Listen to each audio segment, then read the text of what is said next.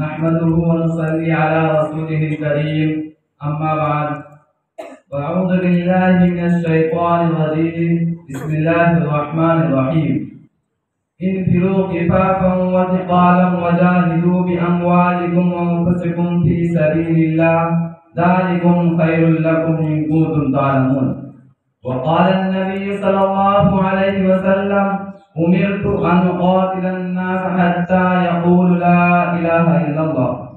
بزرگان محترم اور برادران عزیز، سرور کائنات صلی اللہ علیہ وسلم کی رسالت کا مقصد یہ تھا کہ دین حق کو تمام ادیان پر غالب کر دیا جائے، جیسا کہ سورہ صف میں ارشاد باری تعالی ہے هو الذی ارسل رسولہ بالہدی ودین الحق لیظہرہ علی الدین کلہ ولو کرہ المشرکون.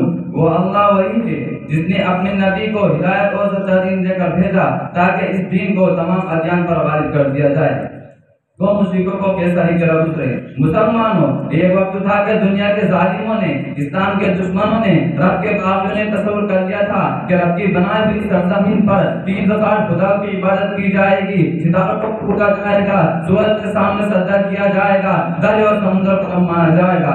لیکن ایک رب نے اعلان کر دیا کہ 360 خدا کی نہیں بلکہ ایک رب کی عبادت کی جائے گی. دنیا کے ظالم ہم نے رب کا نام تقدیر دیا، تاکہ دنیا نے رب کے بھیجے ہوئے نبی کی آواز کو دبانے کی کوشش کی تو حضرت نوح علیہ السلام نے اپنی ظالم و جابر قوم کے سامنے ایک رب کے حق کو بلند کیا.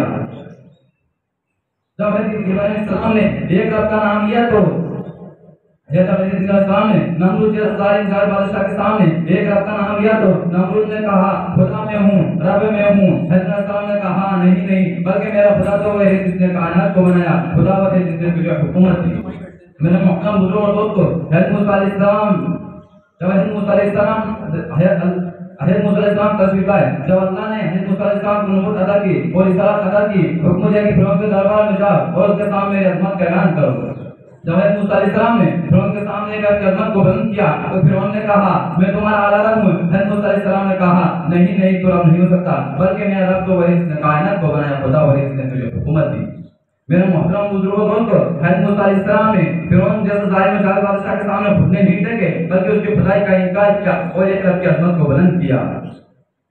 جب عیسیٰ علیہ السلام نے ایک رب کا نام لیا تو عیسائیوں نے حضرت عیسیٰ علیہ السلام کو تختہ دار پر لٹکانے کی کوشش کی، لیکن اس مشکل مرحلے میں بھی انہیں ایک رب کی عظمت کو نہیں چھوڑا. آخر میں شاہ کون مکہ تاجدار مدینہ جناب حضرت محمد رسول اللہ صلی اللہ علیہ وسلم تشریف لائے اور مشرکین مکہ کے سامنے ایک رب کی عظمت کو بلند کیا تو ابو جہل نے کہا تھا ایک خدا کی نہیں بلکہ 360 خدا کی عبادت کی جائے گی، لیکن اللہ نے محمد صلی اللہ علیہ وسلم کے ذریعے سے اپنا نام بلند کروایا. جب امیہ کی چٹان کے نیچے آئے تو امیہ نے کہا تھا بلال بھول جائے خدا کو. بلال رضی اللہ عنہ نے کہا ایک رب کا نام لیا تھا، ایک رب کا نام لوں گا اور ایک رب کا نام لیتا رہوں گا. امیہ ہار گیا، اس کا سن مٹ گیا. بلال جیت گیا، اسلام جیت گیا. اس لیے میں دنیا کے ان ظالموں سے کہنا چاہتا ہوں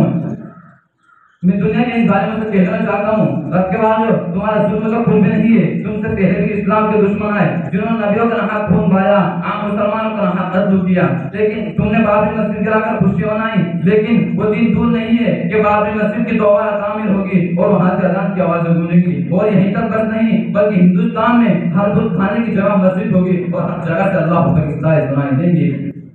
تم نے بابری مسجد جا کر خوشیاں منائی، لیکن الحمدللہ بابری مسجد کو نہ بنا سکے. بابری مسجد کی جگہ ہزاروں مسجد تیار ہو چکی ہیں. مسلمانوں، آج تم پریشان حال کیوں؟ ذرا سوچو، تم نے نبی کے حکم کو ٹھکرایا، نبی کے دین کو چھوڑا، اللہ نے تمہیں در بدر کر دیا، دشمن تم پر مسلط ہو گئے، تم سے تمہارا حق چھین لیا گیا. دیکھو، غور سے دیکھو، ایک طرف گجرات کے مسلمانوں کا خون ہوتا ہے تو دوسری طرف احمدآباد کے مسلمانوں کے نوجوان مسلمانوں کے خون سے ہولی کھیلی جاتی ہے. آخر ایسا کیوں ہو رہا ہے؟ اس میں حکومت کا حق نہیں، اس میں حکومت کی سازش نہیں. میں کہتا ہوں اس میں حکومت کا 100% ہاتھ ہے، اس لیے کہ حکومت کے قبضے میں فورس پولیس ہے، وہ چاہتے روک سکتے ہوں.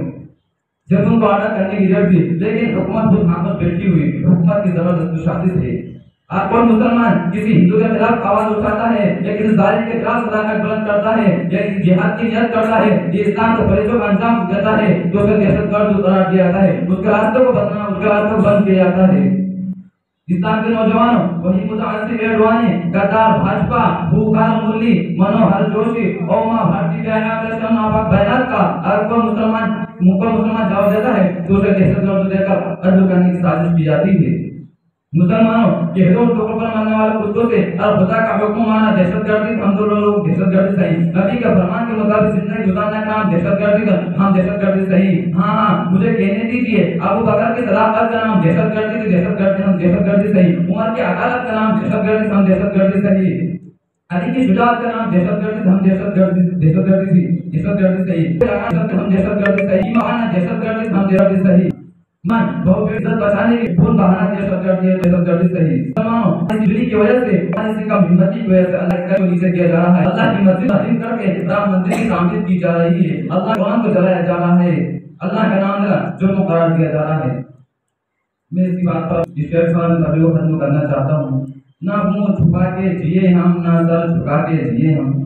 ना मुंह झुका के जिए हम, ना सर झुका के जिए हम। सितमगरों की नजर से नजर मिला के जिए हम। अब अगर एक रात कम जिए तो कम ही सही। अब अगर एक रात कम जिए तो कम ही सही। यही बहुत है कि हम मशाले जला के जिए। वाक़िअ दावाना अल्हम्दुलिल्लाह रब्बिल आलमीन।